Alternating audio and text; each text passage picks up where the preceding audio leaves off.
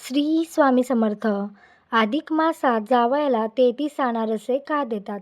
तर नमस्कार मंडळी. आपल्या हिंदू संस्कृतीत अनेक परंपरा आणि रूढी आहेत.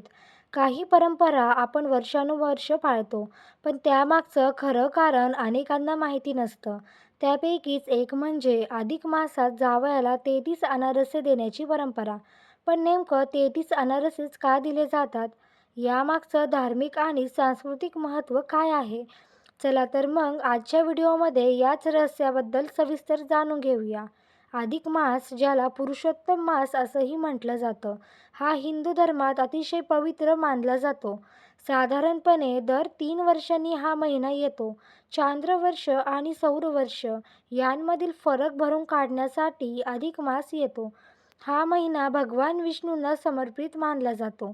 त्यामुळे या काळात केलेला दान, जप, पूजा आणि धार्मिक कार्याला विशेष महत्त्व असतं. महाराष्ट्रात अधिक मासात मुलगी आणि जावयाला घरी बोलावून त्यांचा सन्मान करण्याची जुनी परंपरा आहे. जावई हा घराचा मानाचा पाहुणा मानला जातो, म्हणून त्याला विशेष जेवण दिलं जातं आणि वाण देण्याची ही परंपरा खूप जुनी आहे. या वाणामध्ये 33 अनारसे, बत्तासे, कपडे, दक्षिणा किंवा इतर भेटवस्तू दिल्या जातात. आता प्रश्न पडतो की 33 अनारसेच का? तर धार्मिक मान्यतेनुसार 33 हा आकडा 33 कोटी देवांचा प्रतीक मानला जातो. अधिक मासात देवतांची कृपा मिळावी, घरात सुखसमृद्धी नांदावी आणि मुलीचा संसार आनंदाचा राहावा या भावनेने जावयाला 33 अनारसे दिले जातात. अनारसा हा पारंपरिक गोड पदार्थ आहे. तांदूळ, गूळ आणि तूप वापरून बनवलेला हा पदार्थ शुभ आणि मंगल मानला जातो.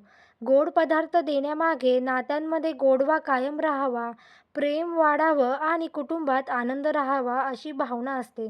पूर्वीच्या काळात या परंपरेला खूप महत्त्व होतं. गावोगावी अधिक मासात जावयाला विशेष स्वागत केलं जायचं. काही ठिकाणी जावयाला चांदीचं निरांजन किंवा विशेष भेटवस्तूही दिल्या जातात. आजच्या आधुनिक काळात काही लोक ही परंपरा श्रद्धेने पाळतात, तर काही जण फक्त सांस्कृतिक परंपरा म्हणून जपतात. पण या परंपरेमागचा मुख्य उद्देश काय? तर तो म्हणजे नाती जपणं, प्रेम वाढवणं आणि कुटुंब एकत्र ठेवणं. आपल्या संस्कृतीतील अशा परंपरा केवळ धार्मिक नसून तर त्या कुटुंबातील नातेसंबंध अधिक मजबूत करण्याचं काम करतात. तर मित्रांनो, तुम्हीही ही परंपरा पाळता का? अधिक मासात जावयाला फक्त 33 अनारसेच नाही, तर अनेक प्रकारचे पारंपरिक वाण दिले जातात.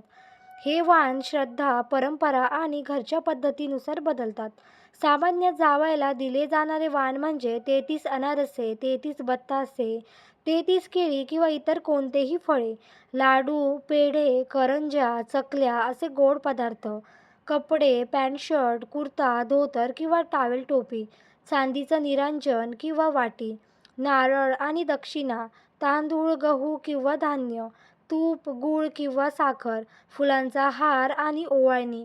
काही ठिकाणी सोन्याची अंगठी किंवा चैन करण्याची देखील परंपरा आहे.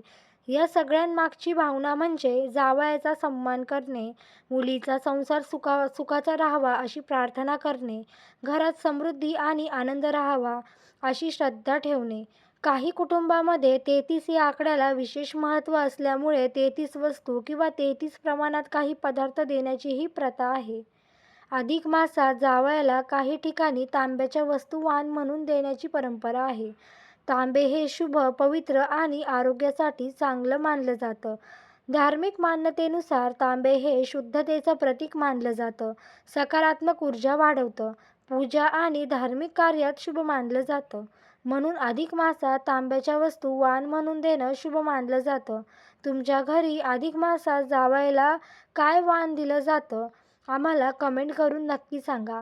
व्हिडिओ आवडल्यास चॅनल सबस्क्राईब करायला विसरू नका. व्हिडिओ लाईक करा, शेअर करा आणि अशीच माहिती बघण्यासाठी चॅनल सबस्क्राईब करा. पुन्हा भेटू नवीन माहितीसोबत. तोपर्यंत धन्यवाद.